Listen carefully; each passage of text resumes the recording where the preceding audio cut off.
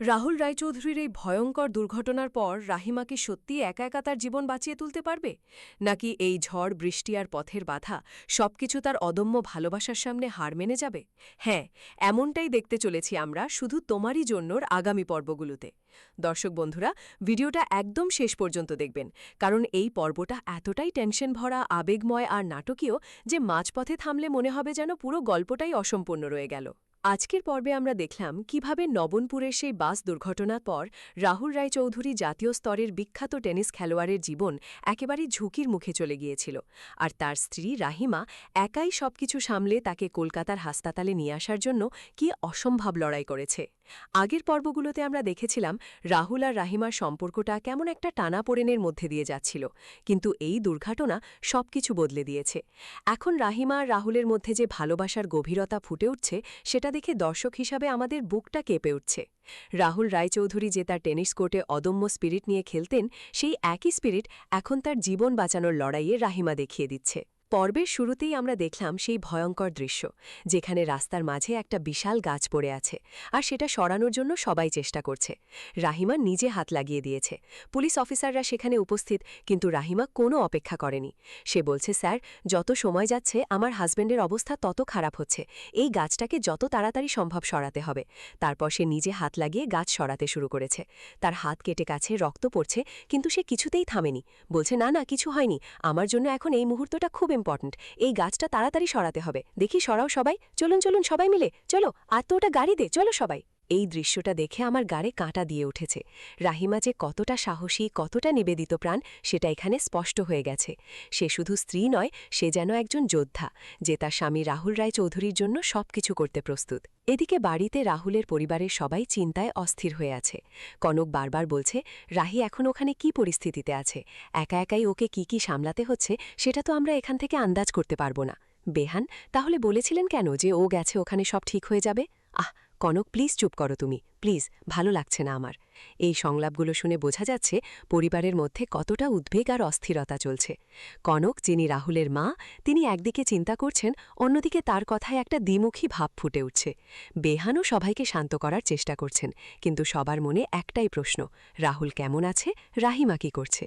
রাজীবাবু সবকিছু সামলানোর চেষ্টা করছেন, কিন্তু তার মুখেও চিন্তার ছাপ স্পষ্ট। হাসপাতালে পৌঁছে রাহিমা ডাক্তারের সাথে কথা বলছে।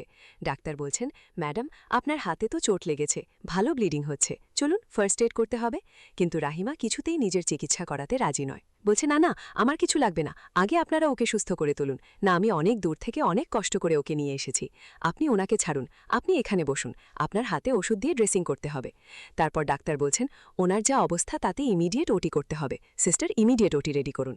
রাহুলের পায়ে মেজর ফ্র্যাকচার, টিবিয়ার একটা ফ্র্যাকচার আছে, স্টিলের প্লেট বসাতে হতে পারে, এখন কিছু বলতে পারছি না। কিন্তু রাহিমা প্যানিক না করে বলছে, আপনি একদম প্যানিক করবেন না, বসুন, ওয়েট করুন, আমরা যতটা পারছি করছি। এই দৃশ্যে রাহিমার চরিত্রটা একদম উজ্জ্বল হয়ে উঠেছে। সে নিজের শরীরের কথা না ভেবে শুধু রাহুল রায়চৌধুরীর সুস্থতার কথা ভাবছে। রাহিমা একা একা রাহুলের পাশে দাঁড়িয়ে বলছে, তুমি সুস্থ হয়ে উঠতেই হবে রাহুল, তুমি আবার ফিল্ডে খেলবে, তোমাকে সুস্থ না করে আমি এখান থেকে কিছুতেই ফিরব না। রাহুল, তুমি শুনতে পাচ্ছ, শুনতে পাচ্ছ তো তুমি? আমি এখানেই আছি, আমি এখানে দাঁড়িয়ে তোমার জন্য অপেক্ষা করব। ঠাকুর, ওর পাটাই তো ওর জীবনের সবকিছু, এভাবে ওর স্বপ্নগুলোকে ভেঙে যেতে দিও না, তুমি আমার থেকে আমার সবকিছু কেড়ে নিতে পারো, কিন্তু ওকে সুস্থ করে তোলো, প্লিজ, ওকে সুস্থ করে তোলো। এই প্রার্থনার মধ্যে রাহিমার আবেগটা এতটাই গভীর যে দর্শক হিসাবে আমরা চোখের জল ধরে রাখতে পারি না। তারপর রাহিমা তার বাবাকে ফোন করে বলছে, বাবা, আমি রাহি বলছি। রাহিমা, আসলে আমার ফোনটা সুইচ অফ হয়ে গেছে তো, তাই একজনের কাছ থেকে ফোন নিয়ে তারপরে তোমাকে ফোন করছি। রাহিমা, কোথায় তুই? আরে রাহুল ঠিক আছে তো, কথা বলছিস না কেন? রাহিমা, কথা বল। রাহিমা, আমরা সবাই এখানে আছি, তথাগত বাবু এসেছেন, তোর কাকা এসেছেন, ওনারাই তো বললেন যে তুই রাহুলের কাছে গেছিস। মা, মা, বল না, কোথায় তোরা, বল। ও রাহিমা, রাহিমা, বাবা, আমি রাহুলকে কলকাতায় নিয়ে এসেছি, ওকে এখন হাসপাতালে ভর্তি করেছি। এই খবর শুনে বাড়ির সবাই একেবারে শকড হয়ে গেছে।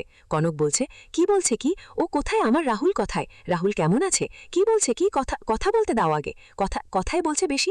মা, এই তো শুনলেন সবাই আপনারা, ওই মেয়ে ওখানে থাকলে নাকি সবকিছু ঠিক হয়ে যাবে, তাহলে ও কিছু বলছে না কেন?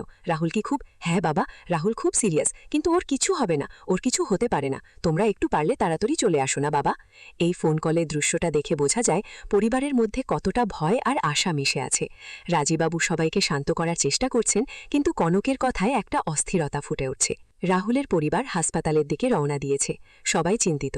রাহুলের মা কনক বলছেন, আমি জানি আমার রাহিমা আছে ওখানে, ও আমাদের বাড়ির লক্ষ্মী, ও একা রাহুলকে নিয়ে এসেছে ওখান থেকে।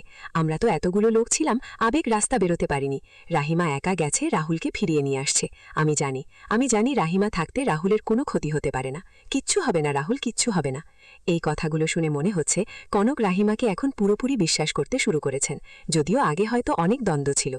রাজীবাবু বলছেন, তাহলে তো আমাদের এক্ষুনি একবার বেরোনো উচিত। হ্যাঁ হ্যাঁ, চলুন চলুন চলুন। সবাই মিলে হাসপাতালের দিকে যাচ্ছে। হাসপাতালে পৌঁছে সবাই রাহিমাকে দেখে শক খেয়ে যায়। রাহিমার গা জ্বরে পুড়ে যাচ্ছে, হাতে রক্ত। কনক চিৎকার করে উঠছেন, রাহিমা, ও রাহিমা, রাহিমা, কিচ্ছু হবে না রাহুলের, ওর পা একদম ঠিক হয়ে যাবে, ও আবার ফিল্ডে খেলতে পারবে। হ্যাঁ হ্যাঁ হ্যাঁ, খেলবে, তুমি খেলবে। তুই এখন একটা কথা বলো। ডাক্তার, স্টপ ডাক্তার, হ্যাঁ প্লিজ প্লিজ একটু দেখো, দেখো একটু। ডাক্তার বলছেন, আমি শুনেছি উনি কি করেছেন, ওনার হাজব্যান্ডকে কিভাবে এখানে নিয়ে এসেছেন। এটা এক্সট্রিম শক আর এক্সারশনের জন্য হয়েছে। সিস্টার, আপনি ওনাকে একটা অ্যান্টিবায়োটিক ইনজেকশন দিন আর প্রেশারটা চেক করবেন ইমিডিয়েটলি। তারপর রাহিমাকে স্ট্রেচারে শুইয়ে চিকিৎসা শুরু হয়েছে। পুলিশ অফিসার এসে কনককে বলছেন, আপনার এই পুত্রবধূকে আমি কি বলে ধন্যবাদ জানাবো, আমার ভাষা খুঁজে পাচ্ছি না। অফিসার, আপনারা আমার বৌমাকে এই বিপদের মধ্যে যেভাবে নিয়ে এসেছেন তাতে ধন্যবাদ দিন। আপনার এই পুত্রবধূ আমাদেরকে দিয়ে ঠিক সময় ঠিক কাজটি করিয়ে নিয়েছে। যা জেদ এই মেয়ের, বাপরে বাপ। এই কথাগুলো শুনে কনকের চোখে জল চলে এসেছে। তিনি রাহিমার সাহস দেখে অবাক হয়ে গেছেন। এদিকে নিউজে বলা হচ্ছে, নবনপুরের বাস দুর্ঘটনায় আহত হয়েছেন বিখ্যাত টেনিস প্লেয়ার রাহুল রায়চৌধুরী। আর এই মুহূর্তে ওনার স্ত্রী ওনার হাজব্যান্ডকে সিপিআর দিয়ে বাঁচিয়েছেন, কিন্তু প্রশাসনের তরফ থেকে কোনো রকম সাহায্য না পাওয়ার জন্য ওনার স্ত্রী একাই স্ট্রেচার ঠেলে নিয়ে যাচ্ছেন। জাতীয় স্তরের টেনিস খেলোয়াড় রাহুল রায়চৌধুরীকে বাঁচাতে তার স্ত্রী ভয়ঙ্কর দুর্যোগের মধ্যে কলকাতায় পাড়ি দিয়েছেন। এই নিউজ দেখে সবাই অবাক হয়ে গেছে। রাহিমার এই কাজটা সত্যিই অলৌকিক। অপারেশন শেষ হয়েছে। ডাক্তার বলছেন, অপারেশন সাকসেসফুল হয়েছে। শান্তি শান্তি, একটা মস্ত বড় ভার কাটলো আমাদের। রাহুলের কন্ডিশন কিন্তু খুব সিরিয়াসই ছিল। ওনার টিবিয়াতে একটা ছোট্ট স্টিলের প্লেট বসাতে হয়েছে। আর একটু দেরি হলে ইনফেকশন ছড়িয়ে গ্যাংগ্রিন হওয়ার সম্ভাবনা ছিল, আর তখন গোটা পাটাই হয়তো ক্ষতিগ্রস্ত হতো। ঠাকুর ছিলেন তাই সম্ভব হয়েছে, কিন্তু আরেকজন না থাকলে অপারেশনটা তো সময় মতো করাই যেত না। এর পুরো ক্রেডিট শুধুমাত্র ওনার ওয়াইফের। এই অবস্থায় অত দূর থেকে এই পেশেন্ট নিয়ে আসা সত্যি বলতে কি অলৌকিক। আর কি হতে পারে? রাহুল জ্ঞান ফিরে বলছে, রাহি কোথায়? রাহি, রাহিমা, রাহি, রাহুল কোথায়? অপারেশন চলছে। আমি বলেছিলাম না আপনাকে, আমার রাহি ঠিক ফিরিয়ে আনবে আপনার ছেলেকে। দেখলেন তো? রাহিমা, তুই ঠিক আছিস তো মা? রাহিমা, এ কি রাহিমা? এ তো ঝড়ে গা পুড়ে যাচ্ছে। তাই তো, ধুম ঝড়, হাতে রক্ত। রাহিমা, ও রাহিমা, রাহিমা, কিচ্ছু হবে না রাহুলের, ওর পা একদম ঠিক হয়ে যাবে। রাহুল জেগে উঠে রাহিমাকে ডাকছে, রাহি, রাহুল, রাহুল, থাক, তুমি আর কথা বলো না। তুমি চোখ খুলেছ, কথা বলতে পারছো, এটাই আমার জন্য যথেষ্ট। এবার শুধু তুমি তাড়াতাড়ি সুস্থ হয়ে ওঠো। আমি জানি না রাহুল তুমি জেগে আছো না ঘুমাচ্ছ, আদৌ আমার কথাগুলো শুনতে পাচ্ছ কিনা। জানো তো রাহুল, আমি বুঝে গেছি যে আমি আর পারবো না তোমাকে ছেড়ে।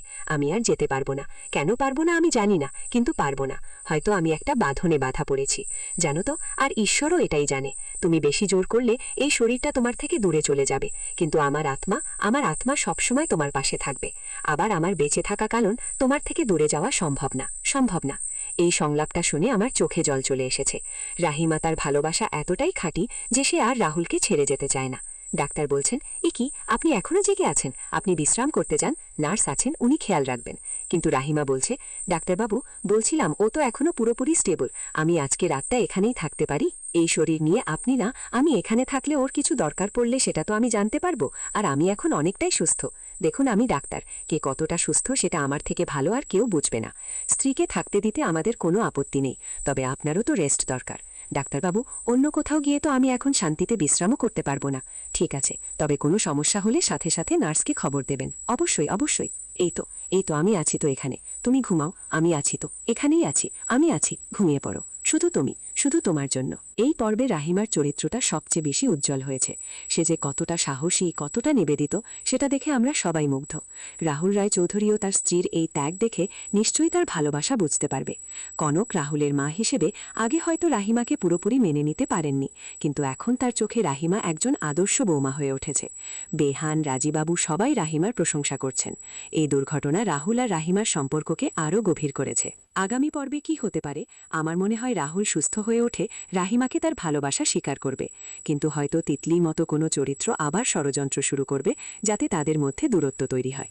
দ্বিতীয় থিওরি, রাহুলের পা পুরোপুরি সুস্থ না হলে সে হয়তো ডিপ্রেশনে চলে যাবে আর রাহিমা তাকে সাপোর্ট করবে। তৃতীয় থিওরি, পরিবারের সবাই মিলে রাহুলকে নিয়ে বাড়ি ফিরবে, কিন্তু রাহিমার শরীর খারাপ থাকায় নতুন করে সমস্যা তৈরি হবে। প্রোমোতে যদি কিছু দেখানো হয়ে থাকে, তাহলে সেখানে রাহুল রাহিমার হাত ধরে কিছু বলতে পারে, বা কনক রাহিমাকে জড়িয়ে ধরতে পারে। দর্শক বন্ধুরা, আপনাদের কি মনে হয় কমেন্টে জানান। এখন কয়েকটা প্রশ্ন আপনাদের কাছে। রাহুল রায়চৌধুরী কি রাহিমার এই ত্যাগের মূল্য বুঝতে পারবে? রাহিমা কি সত্যিই রাহুলকে ছেড়ে যেতে পারবে না, নাকি পরিবারের চাপে আবার দূরত্ব তৈরি হবে? কনক কি এখন থেকে রাহিমাকে পুরোপুরি মেনে নেবেন, নাকি আবার কোনো ষড়যন্ত্র শুরু হবে? রাহুলের টেনিস ক্যারিয়ার কি এই দুর্ঘটনার পর আবার ফিরে আসবে, নাকি নতুন চ্যালেঞ্জ আসবে? আপনারা কমেন্টে আপনাদের মতামত জানান, আমি সব কমেন্ট পড়ব। দর্শক বন্ধুরা, এই পর্বটা দেখে আমার মনে হয়েছে ভালোবাসা সত্যিই সবকিছু জয় করতে পারে। রাহিমার মতো স্ত্রী যদি কারোর জীবনে থাকে, তাহলে কোনো দুর্ঘটনাই সেই সম্পর্ক ভাঙতে পারে না। আপনারা যারা এই সিরিয়াল দেখেন, তারা নিশ্চয়ই রাহিমার এই সাহস দেখে অনুপ্রাণিত হয়েছেন। আমি তো একদম মুগ্ধ হয়ে গেছি। এই পর্বের প্রতিটা মুহূর্ত আমাকে ভাবিয়েছে যে